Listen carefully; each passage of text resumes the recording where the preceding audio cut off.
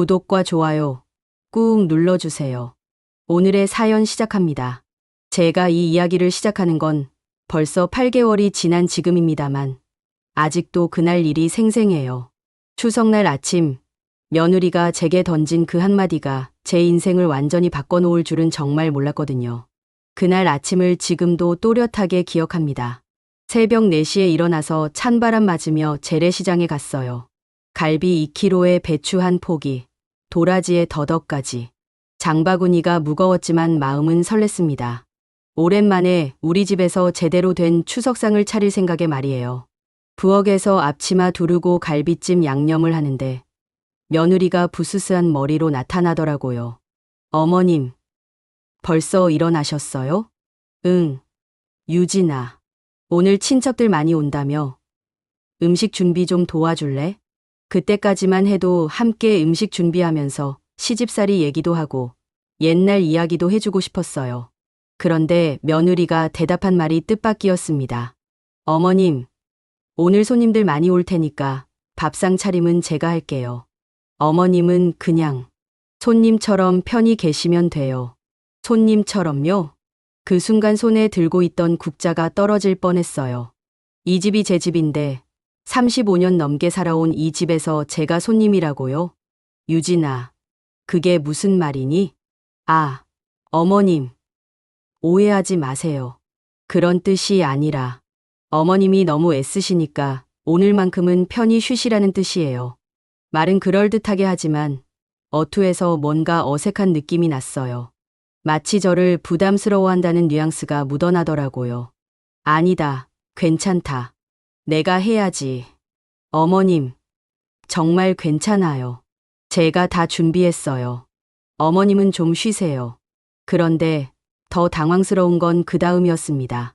새벽부터 일어나 전 부치고 나물 무치고 갈비찜에 동그랑땡까지 거의 다 준비해놨더니 며느리는 한마디로 저를 뒷전으로 밀어내더라고요. 어머님, 진짜 고마워요. 근데 이제 좀 쉬세요. 손님들한테 우리 시어머니가 다 준비하셨다 이러면 저도 좀 그렇잖아요. 그렇다니. 35년 넘게 살아온 이 집에서 제가 준비한 음식을 제가 자랑하면 안 된다는 건가요? 유진아, 그래도 이 집 안주인은 나잖아. 어머님, 그런 게 아니라 요즘 젊은 사람들은 시어머니가 너무 앞에 나서면 며느리가 뭘 하는 사람인지 모른다고 해요. 아, 그 말을 듣고 정말 당황스럽더라고요. 제가 앞에 나선다고요? 제 집에서 제가 나서는 게 잘못이라는 건가요? 하지만 정말 충격적인 건 손님들이 오신 다음이었습니다. 오전 11시쯤 시동생네 가족이 제일 먼저 왔어요. 그 다음에 남편의 사촌 형님, 동네 어르신들까지 총 15명 정도 되더라고요. 저는 자연스럽게 주방에서 상을 차리려고 했는데 며느리가 제 앞을 가로막더군요. 어머님, 부엌에 계시지 말고 안방에 계세요. 손님들이 불편해하실 수 있어요. 그 순간 정말이지 가슴이 철렁했어요. 불편해한다고요? 제가 누군데 말이에요? 이 집 안주인이고 그 사람들 대부분이 제가 오래전부터 봐온 분들인데요. 유진아, 그 사람들이 다 누군지 아니? 우리 동네 사람들이고 남편 친척들이야. 어머님, 그래도 요즘은 그렇다고 해요. 시어머니가 너무 나서면 또 그 말이더라고요. 제가 나선다는 말. 마침 그때 시동생 부인이 부엌에 들어왔어요. 형님, 뭐 도와줄 일 없어요? 아, 괜찮아. 유진이가 다 할 거야. 며느리가 재빨리 대답하더군요. 형님, 괜찮아요. 제가 다 준비했어요. 시동생 부인이 어리둥절한 표정으로 저를 쳐다봤어요. 형님, 그럼 형님은 뭐 하고 계신 거예요? 정말 민망하더라고요. 제 집에서 제가 뭘 하고 있는지 설명해야 하는 상황이 된 거잖아요. 나는 그냥 있으라고 하네. 점심때가 되어서 모든 손님들이 식탁에 둘러앉았어요. 제가 새벽부터 준비한 음식들이 상에 올라가는데 며느리는 마치 자기가 다 한 것처럼 설명하더군요. 이 갈비찜은 간장으로 졸였어요. 너무 달지 않게요. 이전은 새우를 넣어서 만들었어요. 바삭하죠? 제가 만든 건데 마치 자기 작품인 양 설명하고 있더라고요. 손님들이 며느리가 정말 요리를 잘하네. 시어머니를 잘 모신다. 이런 말씀을 하시는데 정말 속이 복잡했어요. 더 힘든 건 제가 거실로 나가려고 하니까 며느리가 귀갯말로 속삭이더군요. 어머님, 안방에서 TV 보세요. 여기는 제가 알아서 할게요. 결국 전 그 자리에서 가방 하나만 들고 집을 나왔습니다. 60년을 살아오면서 그렇게 서운한 추석은 처음이었거든요. 현관문을 나서면서 뒤돌아보니 며느리가 창문 너머로 보이더라고요. 손님들과 웃으면서 이야기하는 모습이 당당해 보였어요. 마치 진짜 이 집 주인이 된 것처럼 말이에요. 사실 저는 평생 가족을 위해 살아온 사람입니다. 1985년 20살에 이 집에 시집 와서 시부모님 모시고 남편 뒷바라지하고 아들, 딸 키우느라 제 인생이라는 게 없었지요. 그때는 지금처럼 번듯한 집이 아니었어요. 방 2칸에 부엌 하나, 화장실도 밖에 있는 그런 집이었거든요. 시어머님은 참 꼼꼼하셨어요. 밥상 차리는 것부터 시작해서 빨래 개는 방법, 걸레질하는 순서까지 다 정해진 방식이 있었어요. 며느리야, 밥그릇은 위부터 차례대로 쌓아야 해. 며느리야, 김치는 이렇게 썰면 안 돼. 다시 해. 며느리야, 빨래는 속옷부터 먼저 말려야지. 하루에 며느리야, 소리를 수십 번씩 들었는지 몰라요. 그때는 정말 힘들었지만 지금 생각해보면 그래도 집안의 대소사를 제대로 가르쳐 주시려는 마음이었던 것 같아요. 남편이 공무원이었지만 월급이 넉넉하지 않아서 전 새벽부터 밤까지 부업을 했습니다.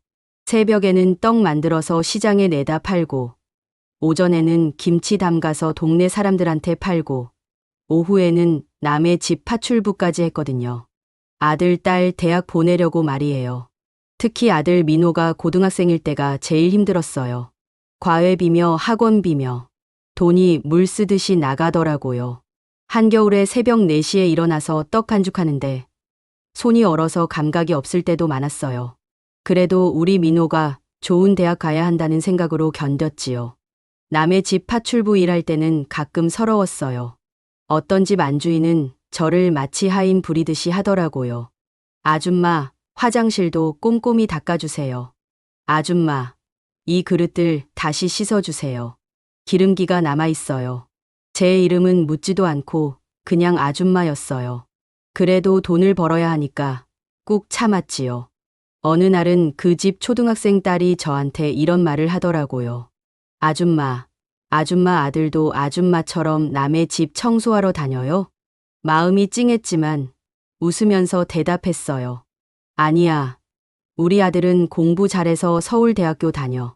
그 아이가 우와, 대단하다 하면서 눈을 반짝이는 걸 보니까 조금 뿌듯하기도 했어요. 아들 민호는 그래도 반듯하게 자라서 대기업에 취직했습니다. 취직 소식을 들었을 때 눈물이 나더라고요. 그 고생이 헛되지 않았구나 싶어서요. 32살에 유진이라는 아가씨를 데려와서 결혼했지요. 첫인상은 나쁘지 않았어요. 키도 크고 단정하고 대학도 나왔고 회사도 다니고 있더라고요. 어머님, 안녕하세요. 잘 부탁드려요. 처음 인사할 때 정중하게 인사하더니 목소리도 예쁘고 웃는 모습도 상큼했어요. 속으로 아, 우리 민호가 좋은 사람 만났구나 싶었지요. 결혼 첫날 밤에 며느리가 제 방에 와서 정중히 인사하더군요. 어머님, 저 잘 모르는 게 많아요. 많이 가르쳐 주세요. 그래, 천천히 배우면 돼. 우리 다 함께 살아가는 거잖아. 그때는 정말 좋은 며느리를 얻었다고 생각했어요. 문제는 결혼한 다음부터였습니다. 처음 한두 달은 괜찮았어요. 서툴기는 하지만 나름대로 시어머니 모시려고 노력하는 것 같았거든요. 아침에 일어나서 어머님 주무셨어요? 하고 인사하고 제가 좋아하는 음식도 물어보고 그랬어요. 그런데 점점 달라지기 시작하더라고요. 처음엔 아무것도 모르는 새 신부라고 생각했어요. 김치찌개가 좀 짜다. 반찬이 입에 안 맞는다. 이런 소소한 것들 있잖아요. 젊은 사람 입맛이 다르니까 당연하다고 여겼죠. 어머님, 이 김치 좀 짠 것 같아요. 어머님, 나물에 참기름을 좀 많이 넣으신 것 같은데요. 어머님, 요즘은 이렇게 안 해요. 이렇게 하는 게 더 나아요. 그런데 점점 선을 넘더군요. 어머님, 요즘은 이런 것도 다 배달로 시켜 먹어요. 왜 이렇게 힘들게 직접 하세요? 배달로 시켜 먹자고요. 35년 넘게 직접 만들어 먹어온 집에서요. 어머님, 제가 친구들한테 시어머니 자랑 좀 하고 싶은데 이렇게 옛날 방식으로만 하시면 좀 옛날 방식이라고요? 제가 하는 요리가 옛날 것이라고요? 겉으론 공손한데 속뜻은 어머님 하시는 일이 다 구식이고 불편하다는 거더라고요. 남편이 5년 전에 돌아가신 다음엔 더했습니다. 혼자 남은 저를 점점 우습게 보기 시작한 거예요. 어머님, 혼자 이 큰 집에서 뭐 하세요? 실버타운 같은 데 계시는 게 어떨까요?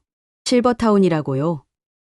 아직 건강한 60세가 무슨 실버타운입니까? 어머님, 거기가 동년배도 많고 심심하지 않을 텐데요.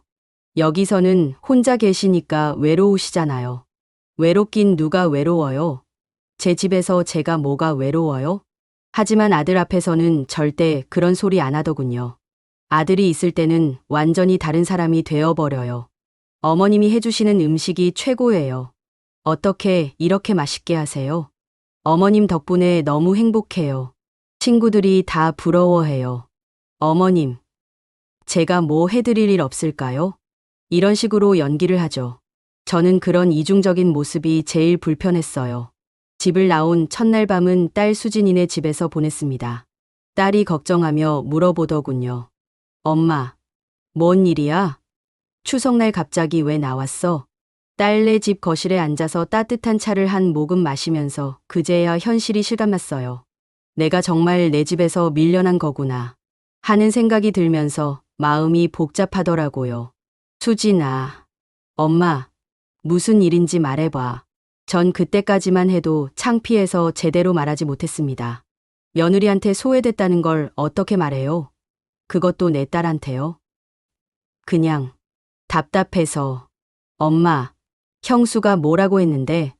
엄마가 그냥 답답해서 나올 리 없잖아. 딸이 계속 물어보니까 결국 모든 걸 털어놨습니다. 추석 아침에 있었던 일부터 시작해서 그동안 며느리가 저를 어떻게 대했는지까지 다 말했어요. 딸은 들으면서 얼굴이 점점 빨개져 가더군요. 엄마, 그게 말이 돼? 엄마가 35년 넘게 살던 집에서 손님 취급을 받는다고?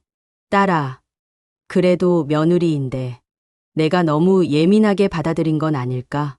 무슨 예민해? 그냥 버릇이 없는 거야. 딸이 화를 내더라고요. 엄마, 그 사람이 완전히 엄마를 우습게 보는 거야. 이거 그냥 넘어가면 안 돼. 딸은 당장 형한테 전화하자고 했지만 전 말렸어요. 아들이 중간에서 곤란할까 봐서요. 수진아, 그러지 마. 민호가 힘들어할 거야. 엄마, 그런 식으로만 생각하니까 형수가 더 우습게 보는 거야. 하지만 전 아직 마음의 준비가 안 됐어요.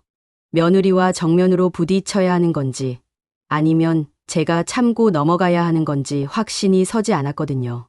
그런데 이틀째 되던 밤, 잠이 안 오더라고요. 계속 그날 일이 머릿속에서 맴돌았어요. 손님처럼 계세요. 손님들이 불편해하실 수 있어요. 어머님은 안방에 계세요. 그 말들이 귓가에서 맴돌면서 가슴이 답답했어요. 사흘째 되던 날, 아들한테서 전화가 왔습니다. 엄마, 언제까지 그러고 계실 거예요? 첫 마디부터 핀잔이더라고요. 안부를 묻는 것도 아니고, 왜 나왔는지 이유를 듣는 것도 아니고, 그냥 언제까지 그럴 거냐는 거였어요. 민호야, 엄마가 갑자기 나가셔서 유진이가 얼마나 당황했는지 아세요? 당황했다고요? 며느리가요? 저는 서운해서 나온 건데, 며느리가 당황했다고요? 민호야, 그날 일이. 엄마, 추석날 손님들 앞에서 그러시면 어떡해요? 유진이 얼굴이 어디 들고 다녀요. 어이가 없었어요. 제가 며느리한테 당한 걸 말하려고 하니까 오히려 며느리 체면을 걱정하고 있더라고요. 추석 음식도 혼자 다 해야 했고 손님들한테 뭐라고 말해야 할지 몰라서 너무 힘들어했어요. 혼자 다 했다고요? 제가 새벽부터 준비해둔 음식을 그냥 상에 올리기만 한 게 혼자 한 거예요? 민호야, 그날 일은 엄마, 무슨 일이든 집안에서 해결해야죠. 이렇게 나가시면 동네 사람들이 뭐라고 해요. 아, 그 순간 속이 뒤틀렸습니다. 걱정하는 건 며느리 체면이고 동네 소문이고 정작 저는 왜 나왔는지는 궁금해하지도 않더라고요. 엄마가 그렇게 나가시니까 유진이가 자기 잘못인가 봐서 계속 울었어요. 울었다고요? 그 사람이 울 일이 뭐가 있어요? 민호야, 엄마 말 좀 들어봐. 엄마, 일단 집에 들어오세요. 그 다음에 이야기해요. 유진이가 사과하겠다고 해요. 그러니까 집에 들어오세요. 사과요? 무슨 사과를 하겠다는 건지 궁금하더라고요. 딸이 말하더군요. 엄마, 형이 완전히 형수 편이네. 엄마가 왜 나왔는지도 안 물어보고. 그래도 아들인데. 엄마, 아들이라고 해서 무조건 편들면 안 돼. 잘못한 건 잘못했다고 해야지. 하지만 결국 집으로 돌아갔습니다. 딸네 집에 계속 얹혀 살 수도 없었고, 며느리가 정말 사과할지도 궁금했거든요. 집에 들어서니 며느리가 현관에서 기다리고 있더군요. 고개를 숙이고 서 있는 모습이 미안해하는 것 같았어요. 어머님, 들어오세요. 거실로 들어가니 아들도 있었어요. 소파에 앉아서 심각한 표정을 하고 있더라고요. 엄마, 앉으세요. 저는 맞은편 의자에 앉았어요. 마치 면담받는 기분이었습니다. 며느리가 다가와서 허리를 굽히더니 고개를 숙였어요. 어머님, 죄송해요. 제가 말을 잘못한 것 같아요. 잘못한 것 같아요라니. 확실히 잘못했다는 건 아니고 그냥 제가 오해했을 수도 있다는 식이더라고요. 앞으로 조심할게요. 조심이요? 뭘 조심한다는 건지. 어머님, 제가 어머님을 내쫓은 게 아니에요. 정말 어머님이 편히 쉬시라는 뜻이었어요. 그래요. 그냥 오해였다고 하고 싶은 거죠. 아들이 끼어들더군요. 엄마, 유진이가 사과했으니까 이제 됐죠? 사과라고요? 저걸 사과라고 해요. 민호야, 그래도. 엄마, 이제 그만해요. 가족끼리 이런 식으로 하면 안 되잖아요. 결국 그렇게 넘어갔어요. 제가 뭘 더 말하면 제가 고집 센 사람이 될 것 같았거든요. 그 이후로도 별반 달라진 게 없었습니다. 겉으론 공손하지만 속으론 여전히 저를 부담스러워하는 게 보이더군요. 특히 제가 부엌일 하는 걸 못마땅해 했어요. 어머님, 제가 할게요. 어머님은 좀 쉬세요. 이런 말을 하면서 자꾸 저를 부엌에서 밀어내려고 하더라고요. 어머님, 요즘은 이런 것도 다 편리하게 해요. 손으로 하시면 번거로우시잖아요. 편리하게 한다고요? 35년 넘게 손으로 해온 음식을 기계로 하라고요? 어머님, 손님 오시면 제가 접대할게요. 어머님 말씀은 좀 어려우실까봐. 어려워요? 제가 무슨 외국 사람입니까? 그런 식으로 6개월을 견뎠는데 정말 한계가 온 게 며칠 전이었습니다. 사실 그동안 이상한 점들이 몇 가지 있었어요. 처음엔 대수롭지 않게 여겼는데 지금 생각해보니 다 연결되는 일들이더군요. 첫 번째로 이상했던 건 며느리가 유독 제 방을 자기가 청소하겠다고 한 것이었어요. 처음에는 고마웠거든요. 며느리가 시어머니 방까지 청소해준다니 참 살뜰한 며느리라고 생각했어요. 어머님, 어머님 방은 제가 청소할게요. 어머님 힘드시잖아요. 아니야, 괜찮다. 내가 할게. 어머님, 제가 해드릴게요. 어머님은 다른 일 하세요. 그렇게 한두 번은 고맙게 받았어요. 그런데 자꾸 고집하니까 이상하더라고요. 며느리가 시어머니 방 청소를 그렇게 하고 싶어 할 이유가 뭐가 있나요? 한 번은 급한 일이 있어서 갑자기 방에 들어갔는데 며느리가 제 서랍을 뒤지고 있더라고요. 그것도 옷 서랍이 아니라 책상 서랍을요. 유진아, 뭐해? 며느리가 깜짝 놀라면서 뒤돌아보더군요. 얼굴이 새빨개져서는 허둥대더라고요. 아, 어머님. 깜짝이야. 어머님 돋보기 찾고 있었어요. 어디 뒀다고 하셨잖아요. 돋보기요? 전 그런 말 한 적 없는데요. 게다가 제 돋보기는 거실 TV 옆에 있었거든요. 유진아, 내 돋보기 거실에 있는데. 아, 그래요? 제가 잘못 들었나 봐요. 그때는 그러려니 했어요. 며느리가 깜빡한 건이라고 생각했거든요. 그런데 그 이후로도 며느리는 계속 제 방 청소를 하겠다고 했어요.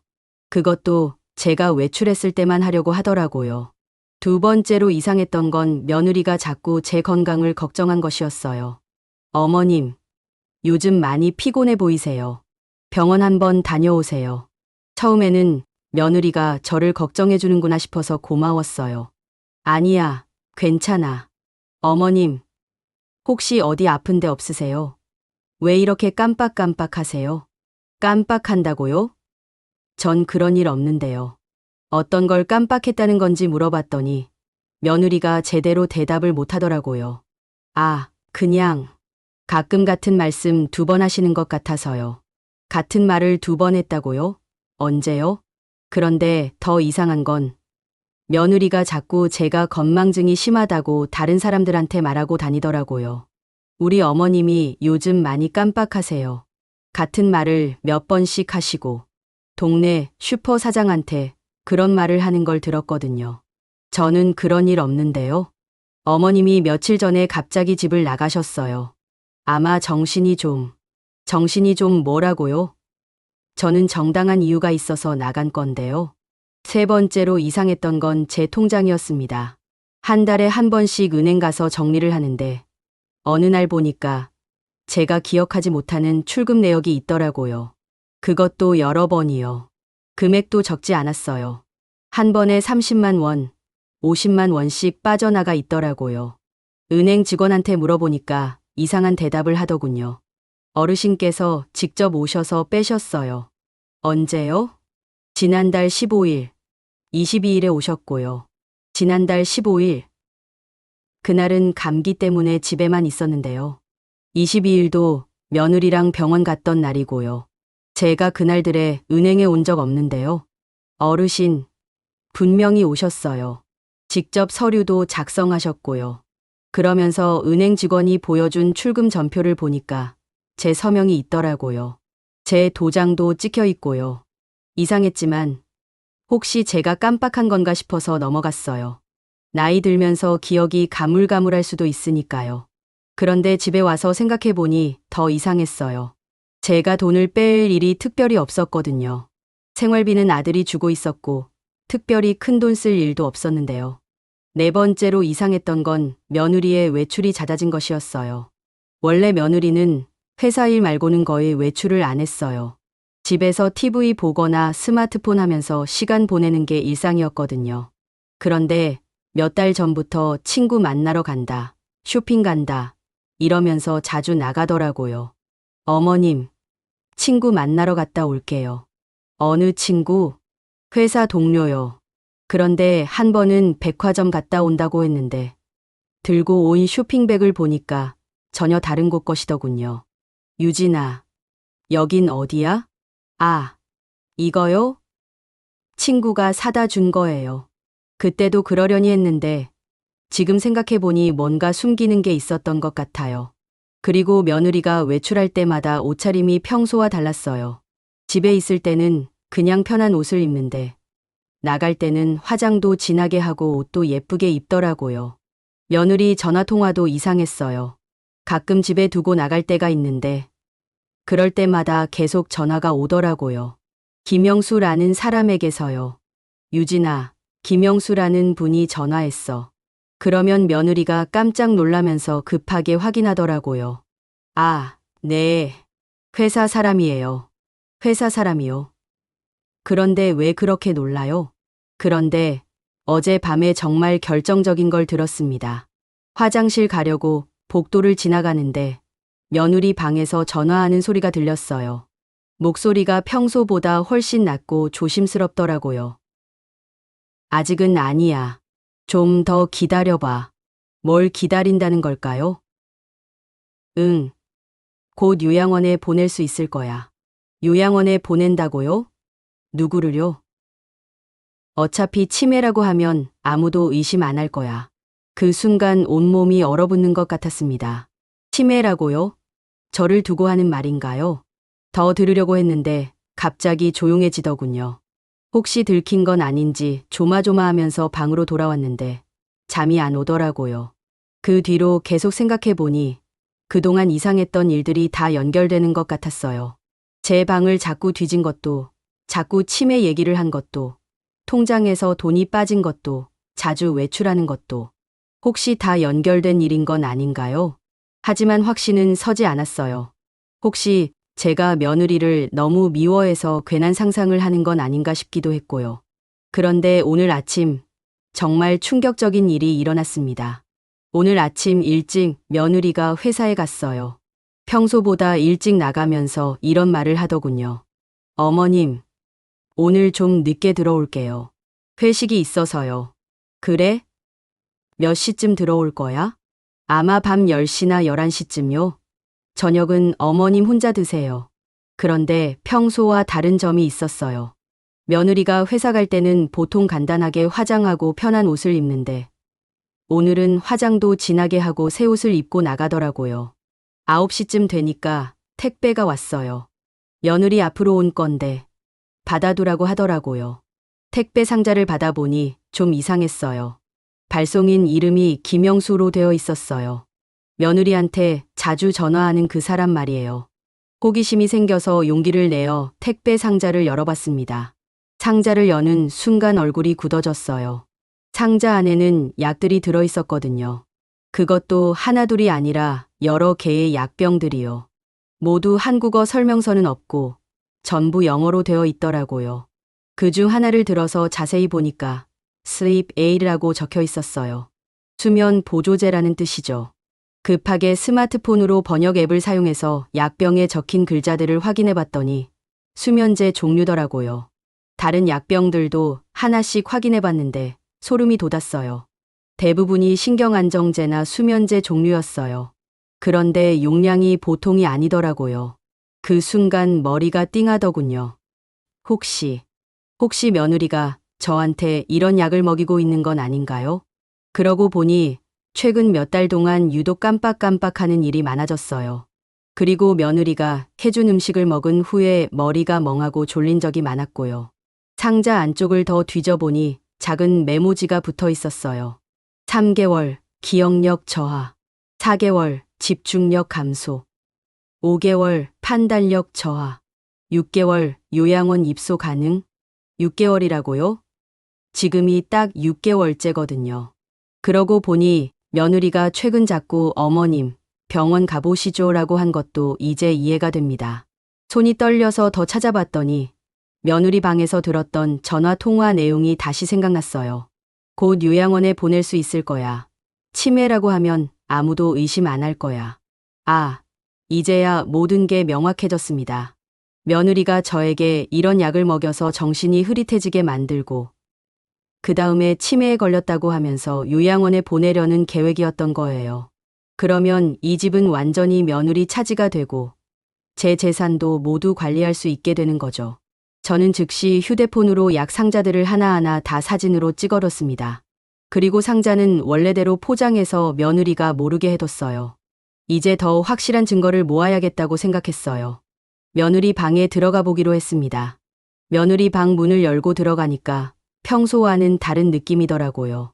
서랍장부터 살펴봤는데 위쪽 서랍들은 평범한 옷가지들이 들어있었어요. 그런데 맨 아래 서랍에 자물쇠가 걸려 있더라고요. 예전에 아버지가 자물쇠 수리 일을 하셨거든요. 어깨너머로 보면서 배운 게 있어서 헤어핀으로 조심스럽게 따보니까 열렸습니다. 서랍을 열어보는 순간 입이 딱 벌어졌어요. 첫째, 제 도장과 통장 사본들이 있었습니다. 언제 복사해 간 건지 모르겠지만 제 모든 금융 정보가 다 있더라고요. 둘째, 요양원 팸플릿이 여러 개 있었어요. 각 요양원마다 며느리가 직접 쓴 메모가 적혀 있었어요.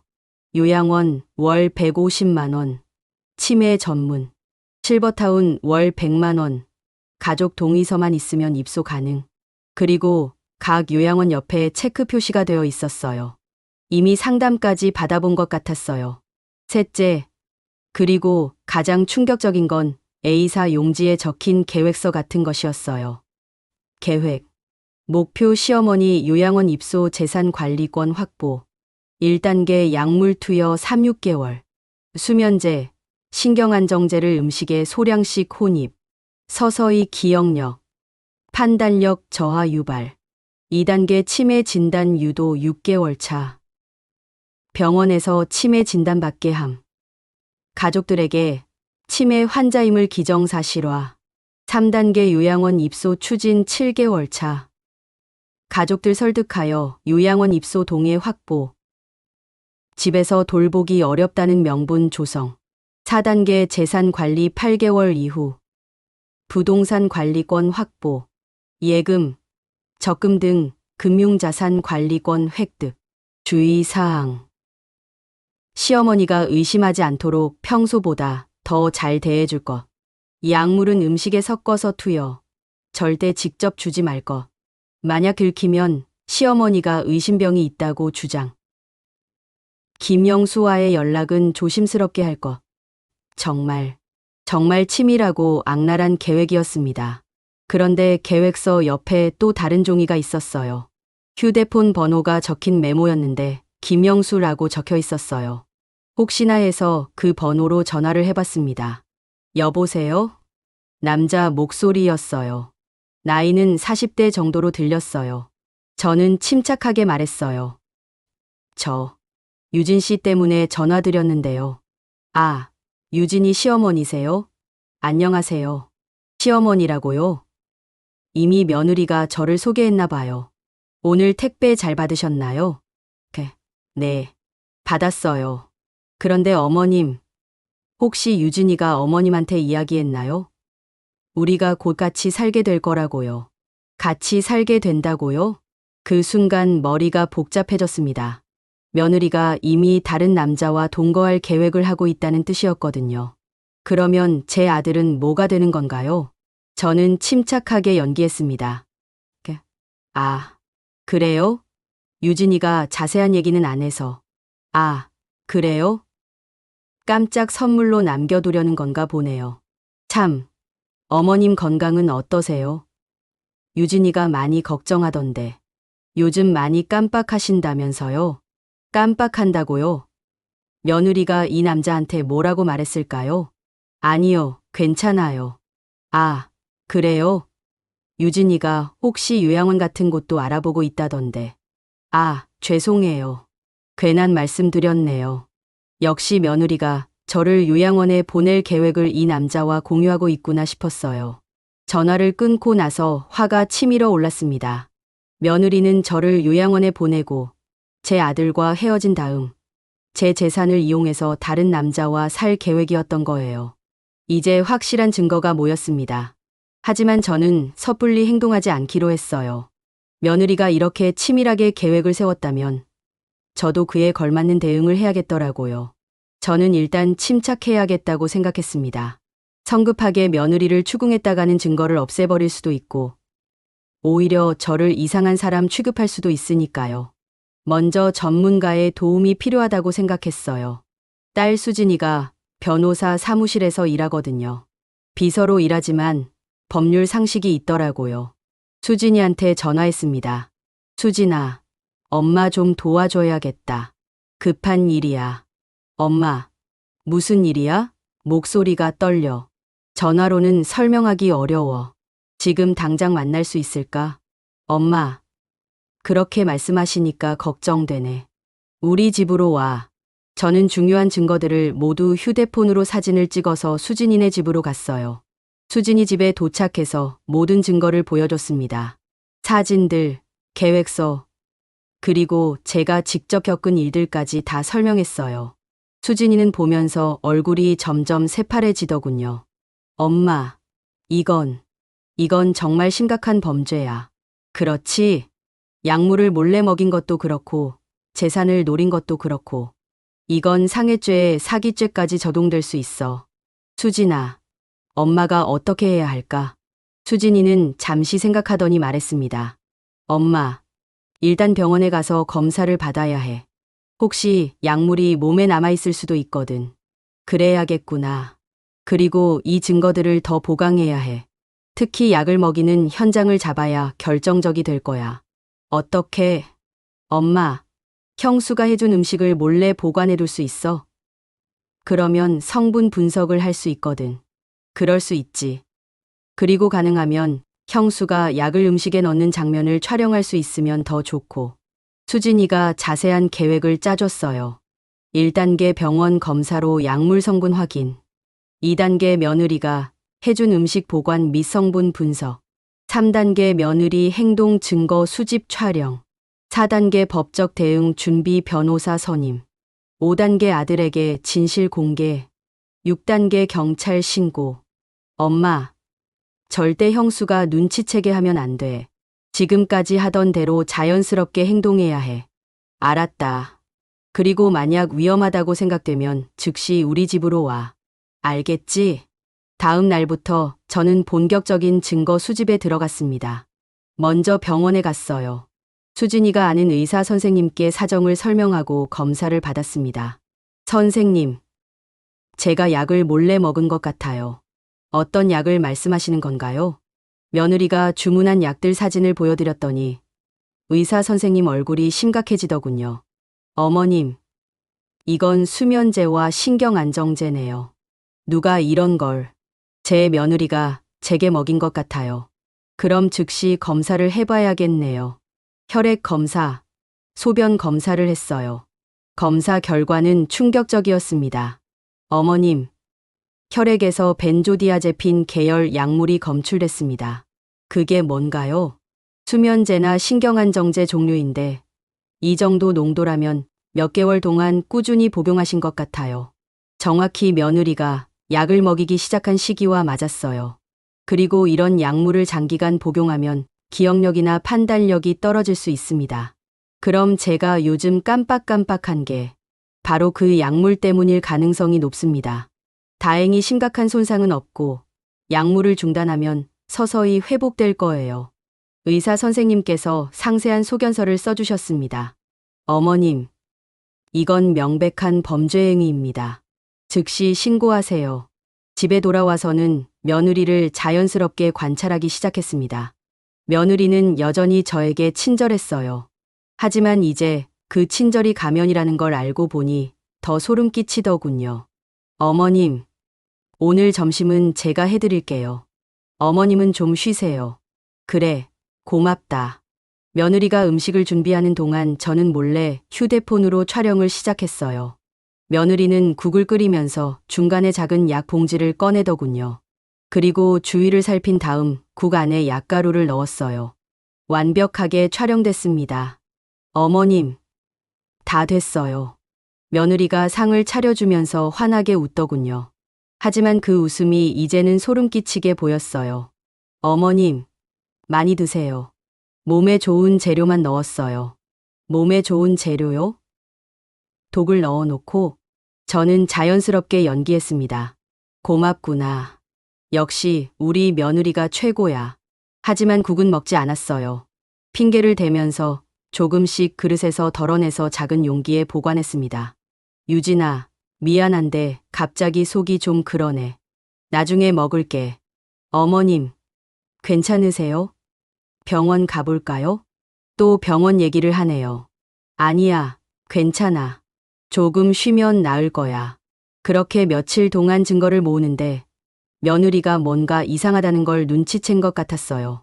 어머님, 요즘 식사량이 줄어드신 것 같은데 괜찮으세요? 그래? 나이 들면서 소식하게 되나 봐. 혹시 어디 아프신 건 아니죠? 제가 해드린 음식을 잘 안 드시는 것 같아서.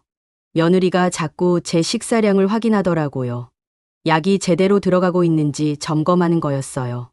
아니야, 괜찮아. 어머님, 그래도 많이 드셔야 해요. 그러던 어느 날, 결정적인 순간이 왔습니다. 며느리가 갑자기 제 방에 들어오더군요. 평소와는 다른 날카로운 눈빛이었어요. 어머님, 청소할게요. 아니다. 내가 할게. 어머님, 제가 해드릴게요. 며느리가 유독 제 방을 청소하겠다고 고집하더라고요. 정말 괜찮다. 내가 할게. 어머님, 왜 그러세요? 평소에는 제가 해드린다고 하면 고맙다고 하셨는데 그때 며느리 눈빛이 확실히 달라지는 걸 봤어요. 의심하는 눈빛이었어요. 혹시 어머님, 저한테 무슨 불만이 있으세요? 무슨 불만? 요즘 저를 피하시는 것 같아서요. 제가 해드린 음식도 잘 안 드시고, 제가 방 청소하겠다는 것도 거부하시고, 며느리가 서서히 본색을 드러내기 시작했어요. 이 순간 저는 직감했습니다. 며느리가 저를 시험하고 있다는 걸요. 만약 제가 여기서 이상한 반응을 보이면 며느리가 계획을 바꾸거나 증거를 없애버릴 수도 있겠더라고요. 그래서 더 자연스럽게 연기했어요. 유진아, 미안하구나. 나이 들어서 그런가 봐. 요즘 기분이 좀 그래서. 아, 그래요? 그럼 다행이에요. 하지만 며느리 얼굴에서 완전히 의심이 사라지지는 않았어요. 어머님, 그런데 정말 괜찮으세요? 요즘 많이 깜빡하시는 것 같은데. 또 그 소리를 하네요. 괜찮다고 했잖아. 어머님, 한번 병원에 가보시는 게 어떨까요? 그날 밤, 며느리가 또 김명수와 전화하는 소리가 들렸어요. 뭔가 이상해. 시어머니가 예전 같지 않아. 뭐가 이상한데? 음식도 잘 안 드시고, 자꾸 저를 의심하는 것 같고, 혹시 들킨 건 아니야? 아니, 그럴 리는 없어. 워낙 조심스럽게 했으니까. 그런데, 요즘 방에 들어오는 걸 싫어해. 평소에는 그런 적 없었는데, 그냥 나이 들어서 그런 거 아닐까? 글쎄, 근데 오늘 보니까 제가 해준 국을 거의 안 먹더라고. 그럼 약이 제대로 안 들어간다는 얘기네? 그런 것 같아. 그럼, 계획을 좀 서둘러야겠다. 무슨 뜻이야? 시어머니가 의심하기 시작하면 위험해질 수 있어. 차라리 지금 당장 병원에 데려가서 진단을 받게 하는 게 어때? 그럴 수 있을까? 해봐야지. 벌써 6개월 동안 약을 먹였으니까 어느 정도 증상은 있을 거야. 다음 날 아침, 며느리가 말했습니다. 어머님, 오늘 병원 가시죠. 갑자기 왜? 요즘 많이 깜빡하시는 것 같아서요. 한번 검사를 받아보세요. 난 괜찮은데. 어머님, 건강한 사람도 정기적으로 검사 받잖아요. 제가 예약해뒀어요. 며느리가 강하게 밀어붙이더군요. 어머님, 정말 가셔야 해요. 민호도 걱정하고 있어요. 아들까지 끌어들이네요. 이때 저는 중요한 결정을 해야 했습니다. 며느리와 함께 병원에 가면 며느리가 미리 의사와 짜고 가짜 진단을 받을 수도 있겠더라고요. 그래서 전략을 바꿨습니다. 그래, 가자. 근데 유진아, 나는 우리 집 단골 병원에 가고 싶어. 어머님, 제가 예약한 병원이 더 좋아요. 아니다. 나는 30년 다닌 병원이 편해. 결국 제가 아는 병원으로 가기로 했어요. 병원에 가기 전에 저는 미리 의사 선생님께 전화를 드렸습니다. 선생님, 제가 곧 며느리와 함께 갈 텐데 혹시 며느리가 뭐라고 하더라도 정확한 진단 부탁드려요. 병원에 도착하자 며느리가 먼저 의사 선생님께 말하기 시작했어요. 선생님, 저희 어머님이 요즘 많이 깜빡하세요. 같은 말을 계속 반복하시고 어제 일도 기억 못 하시고 그리고 가끔 이상한 행동도 하세요. 밤에 갑자기 일어나서 돌아다니시고 전부 거짓말이었어요. 하지만 의사 선생님은 제 편이셨어요. 일단 정밀 검사를 해보죠. 검사 결과 제 인지 능력은 정상이었습니다. 어머님은 치매가 아니십니다. 인지 능력도 정상이에요. 그 순간 며느리 얼굴이 새파래지더군요. 그럴 리가요. 집에서는 정말 많이 깜빡하시는데 다만 혈액에서 수면제 성분이 검출됐는데 이 때문에 일시적으로 집중력이 떨어졌을 가능성이 있어요. 며느리가 더 당황하더라고요. 병원에서 돌아오는 길, 며느리가 말했습니다. 어머님, 혹시 감기약이나 다른 약 드신 거 없어요? 없는데? 이상하네요. 어떻게 수면제 성분이 나올 수 있을까요? 며느리가 계속 자연스럽게 넘어가려고 하더군요. 하지만 저는 이제 본격적인 대응을 시작할 때가 됐다고 생각했어요. 그날 밤, 며느리가 또 김영수와 통화하는 소리가 들렸어요. 큰일 났어. 병원에서 수면제 성분이 검출됐다고 해. 어떻게? 모르겠어. 분명히 조심스럽게 했는데. 그럼 들킨 건 아니야? 아직은 모르겠어. 그런데 시어머니가 요즘 완전히 달라진 것 같아. 어떻게? 예전 같으면 벌써 불안해하면서 저한테 의지했을 텐데. 지금은 너무 침착해. 혹시 정말 눈치챈 건 아닐까? 설마. 그런데 만약 정말 들킨 거라면. 그럼 계획을 바꿔야지. 어떻게? 시어머니가 정신 이상자라고 하는 거야. 피해 망상이 심하다고. 그게 통할까? 해봐야지. 내일 가족 모임에서는 절대 인정하면 안 돼. 다음 날, 저는 결정적인 행동에 나섰습니다. 저는 가족 모임을 열기로 했습니다. 아들 민호와 딸 수진이를 불렀어요. 그리고 며느리의 부모님까지도 연락했습니다. 내일 저녁에 집에서 식사하자. 중요한 이야기가 있다. 아들이 전화로 물어봤어요.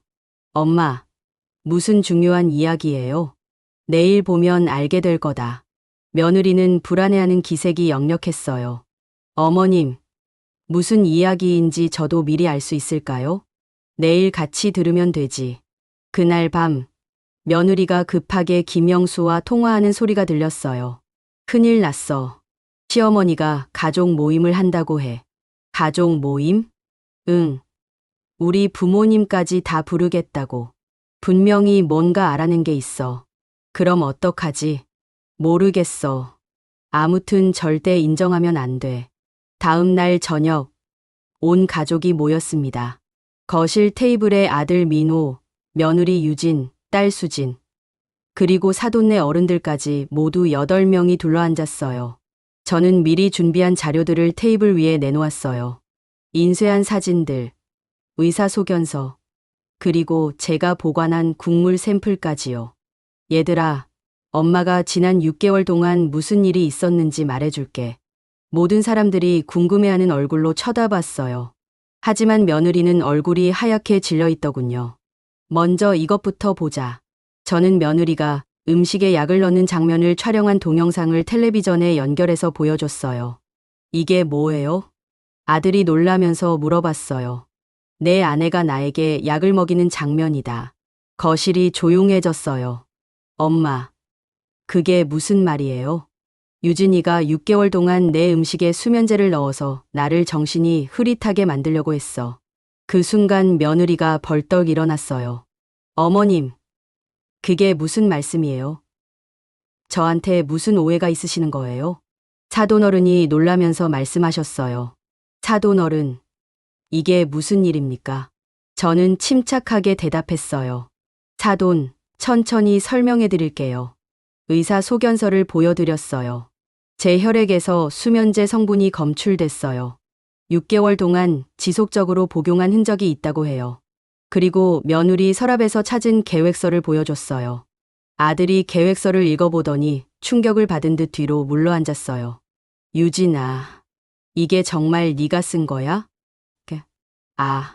아니에요. 저 그런 거 쓴 적 없어요. 하지만 며느리의 필체는 숨길 수 없었어요. 수진이가 말했습니다.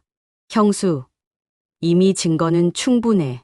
엄마 혈액에서도 약물 성분이 검출됐고 형수가 음식에 약 넣는 것도 동영상에 찍혔어. 사돈어른들이 소견서를 보시더니 말문이 막히신 것 같았어요. 유진아, 정말 이런 일을 했니? 사돈아버님이 무거운 목소리로 물어보셨어요. 며느리가 극도로 당황하면서 마지막 발악을 시작했어요. 여러분, 어머님이 요즘 많이 이상하세요. 혼자서 이상한 생각을 하시고. 이상한 생각? 네. 제가 왜 어머님한테 그런 짓을 하겠어요? 하지만 아들이 냉정하게 말했어요. 유진아, 그만해. 증거가 이렇게 많은데 뭘 더 변명해. 민호야, 당신까지 어머님 편을 들 거야? 김영수와의 통화 내용을 녹음한 것도 들려줬어요. 곧 요양원에 보낼 수 있을 거야. 치매라고 하면 아무도 의심 안 할 거야. 그 음성을 듣고 모든 사람들이 경악했어요. 사돈어머님이 며느리를 보시더니 눈물을 흘리셨어요. 유진아, 정말 이런 일을 했니? 어떻게 이럴 수가 있니? 며느리가 마지막으로 시도한 것은 감정에 호소하는 것이었어요. 엄마, 제발. 저한테도 사정이 있었어요. 무슨 사정으로 시어머니한테 독을 먹여? 수진이가 분노에 찬 목소리로 말했어요. 제발, 제발 저 한 번만 용서해 주세요. 하지만 이미 늦었어요. 아들이 일어서면서 말했어요. 유진아, 끝났어. 우리 이제 끝이야. 그때 사돈아버님이 말씀하셨어요. 사돈어른, 정말 죄송합니다. 저희가 딸을 잘못 키웠습니다. 당장 경찰서에 가서 자수하도록 하겠습니다. 며느리가 아버님 다리를 붙잡고 울부짖었어요. 아빠, 안 돼. 저 감옥 가면 안 돼. 하지만 사돈아버님은 단호하셨어요. 유진아, 네가 한 일은 용서받을 수 없어. 그날로 저희는 경찰서에 고발장을 접수했습니다. 혐의는 상해죄, 사기미수죄, 그리고 가정폭력 처벌법 위반이었어요. 며느리는 즉시 구속되어 조사를 받게 됐고 김영수도 공범으로 함께 조사받았습니다. 경찰 조사 과정에서 더 많은 사실들이 드러났어요. 며느리와 김영수는 이미 8개월 전부터 불륜 관계였고 제 재산을 노리고 계획을 세웠다는 것이 밝혀졌습니다. 피의자들이 상당히 치밀하게 계획을 세웠습니다. 수사관이 설명해 주더군요. 조사 과정에서 며느리의 휴대폰을 압수수색했는데 거기서 더 충격적인 내용들이 나왔어요. 인터넷에서 수면제 효과, 요양원 입소 절차, 노인 재산관리법 등을 검색한 기록이 수백 개나 있었더라고요. 재판 과정은 생각보다 빨랐어요. 증거가 너무나 명확했거든요. 혈액 검사 결과, 동영상 증거, 계획서, 녹음 파일. 이 모든 게 완벽한 증거가 됐어요. 며느리는 재판에서도 끝까지 발버둥쳤어요. 저는 시어머니를 걱정해서 그런 거예요. 하지만 검사가 계획서를 읽어주자 할 말이 없어지더라고요.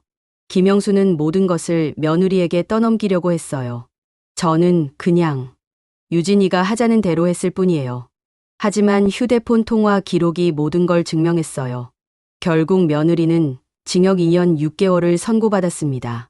김영수도 공범으로 징역 2년을 받았어요. 민사적으로도 위자료와 손해배상을 받았습니다. 그동안 제 통장에서 빠져나간 돈도 모두 되돌려받았어요. 아들 민호는 즉시 이혼 절차를 밟았어요. 재판장에서 판사님이 말씀하셨습니다.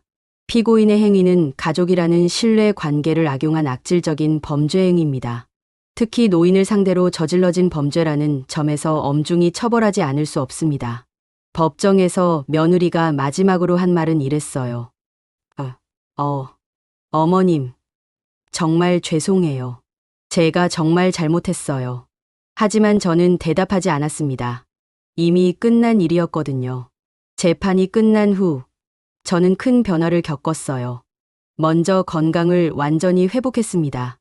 약물을 끊고 몇 달이 지나니까 머리도 맑아지고 기억력도 예전으로 돌아왔어요. 아들 민호와의 관계도 새롭게 시작됐습니다. 엄마, 정말 죄송해요. 제가 유진이 말만 믿고 엄마를 의심했어요. 아니다. 너도 속은 거잖아. 앞으로는 엄마를 더 챙겨드릴게요. 하지만 저는 아들과 다시 함께 살지는 않기로 했어요. 서로의 독립성을 존중하기로 한 거죠. 대신 가까운 곳에 작은 아파트를 구해서 아들이 새롭게 시작할 수 있도록 도와줬어요. 경제적으로는 위자료와 손해배상금 덕분에 여유가 생겼어요. 무엇보다 제 건강과 정신이 돌아온 게 가장 큰 수확이었죠. 요즘은 새로운 취미를 시작했어요. 동네 문화센터에서 요리 교실을 하면서 젊은 며느리들에게 전통 음식을 가르쳐주고 있어요. 처음엔 시어머니 요리 교실이라고 해서 아무도 안 올 줄 알았는데 의외로 반응이 좋더라고요. 선생님, 이렇게 맛있는 김치찌개는 어떻게 만들어요? 선생님, 시어머니랑 어떻게 지내야 잘 지낼 수 있을까요? 이런 질문들을 받으면서 저도 많은 걸 배워요. 모든 며느리가 제 며느리 같지는 않다는 것. 그리고 진심으로 소통하려고 노력하면 서로 이해할 수 있다는 것을요. 가끔 수강생들이 물어봐요. 선생님은 며느리 때문에 힘들었던 적 없으세요? 그럼 저는 이렇게 대답해요. 있었지. 그것도 아주 심각하게. 하지만 그 경험 덕분에 지금의 내가 있는 거야. 몇 달 전에는 며느리에게서 편지가 왔어요. 교도소에서 보낸 거였죠.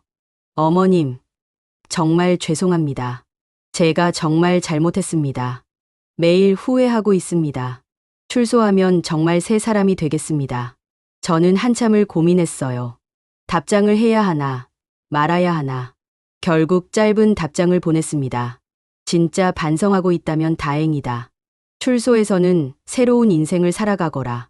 다만 우리 가족 앞에는 다시 나타나지 마라. 복수는 끝났어요. 이제는 정말 새로운 시작이었죠. 요즘 제 일과는 이래요. 아침에 일어나서 가벼운 운동을 하고, 오전에는 요리 교실 준비를 해요. 오후에는 수업을 하거나 동네 어르신들과 시간을 보내고, 저녁에는 책을 읽거나 좋아하는 드라마를 봐요. 주말에는 아들이나 딸과 함께 시간을 보내고요. 정말 평범한 일상이지만 6개월 전과 비교하면 천국 같은 생활이에요. 무엇보다 제 의지로 제 인생을 살아간다는 느낌이 들어요. 그동안은 누군가의 엄마, 누군가의 아내, 누군가의 시어머니로만 살았는데 이제는 진정한 나 자신으로 살고 있는 거죠. 가끔 생각해봐요. 만약 며느리가 그런 일을 하지 않았다면 저는 계속 그 집에서 눈치 보면서 살았을까? 아마 그랬을 거예요. 며느리 기분 맞춰주고 아들한테 미안해하면서 점점 작아지면서 살았을 거예요. 그런 면에서는 며느리 덕분에 제가 강한 사람이 됐다고 할 수 있어요. 이제는 누가 저를 무시하거나 괴롭히려고 해도 당당하게 맞설 수 있어요. 제 권리를 지키고 제 의견을 말할 수 있고 무엇보다 제 자신을 사랑할 줄 알게 됐어요.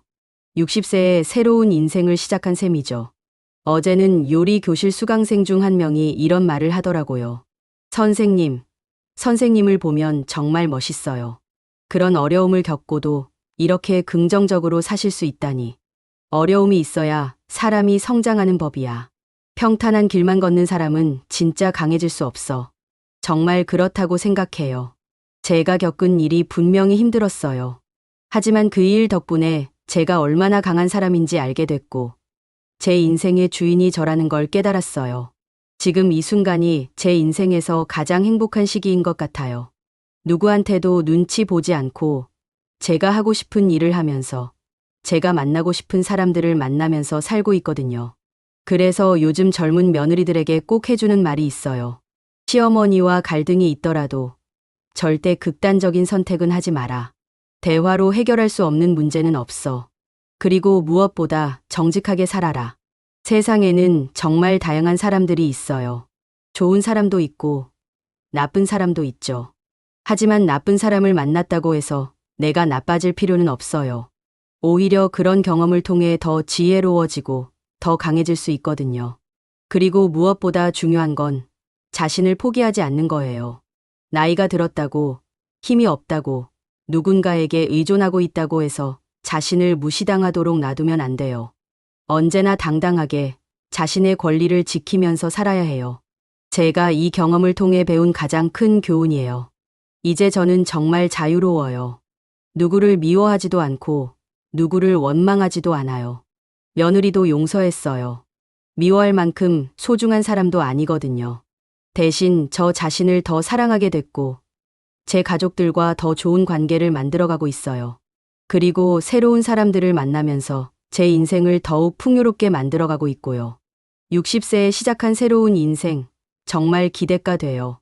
앞으로 20년, 30년을 더 살아야 하는데 그 시간들을 정말 의미 있게 행복하게 보낼 수 있을 것 같거든요.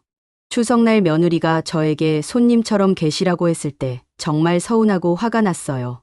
하지만 지금 생각해보면 정말 감사한 말이었네요. 덕분에 제가 진짜 주인으로 사는 법을 배웠거든요. 이제 저는 누구에게도 손님 취급받지 않아요. 어디서든 당당한 주인이죠. 그게 바로 이 모든 일을 겪고 나서 얻은 가장 큰 선물이에요. 1년이 지난 지금 저는 작은 카페를 운영하고 있어요. 할머니의 부엌이라는 이름으로요. 요리 교실도 계속하고 있고 같은 경험을 한 분들의 상담도 해드리고 있어요. 가끔 며느리와 갈등을 겪는 분들이 찾아오시면 제 경험을 들려드려요. 물론 극단적인 선택은 절대 하지 말라고 당부하면서요. 갈등은 대화로 해결해야 해요. 하지만 만약 상대방이 잘못된 일을 한다면 절대 참지 마세요. 당당하게 맞서세요. 제 이야기가 누군가에게 도움이 된다면 그것만으로도 충분히 보람있어요.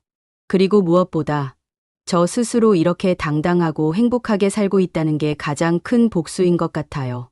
며느리는 여전히 교도소에 있고 저는 이렇게 자유롭고 행복하게 살고 있으니까요. 진정한 승리는 상대방을 무너뜨리는 게 아니라 자신이 더 행복해지는 거라는 걸 배웠어요. 몇 달 전에는 정말 뜻밖의 일이 있었어요. 카페에 한 젊은 여성분이 찾아오셔서 저한테 이런 말씀을 하시더라고요. 선생님, 제가 뉴스로 선생님 이야기를 봤어요. 저도 비슷한 일을 겪고 있는데 어떻게 해야 할지 모르겠어서 왔어요. 그분도 시어머니로부터 비슷한 일을 당하고 계시더라고요. 물론 약물까지는 아니었지만 정신적으로 괴롭힘을 받고 계셨어요. 저는 그분께 제가 배운 것들을 차근차근 알려드렸어요. 먼저 증거를 모으세요. 그리고 혼자 해결하려고 하지 마시고 주변에 도움을 요청하세요. 그리고 무엇보다 포기하지 마세요.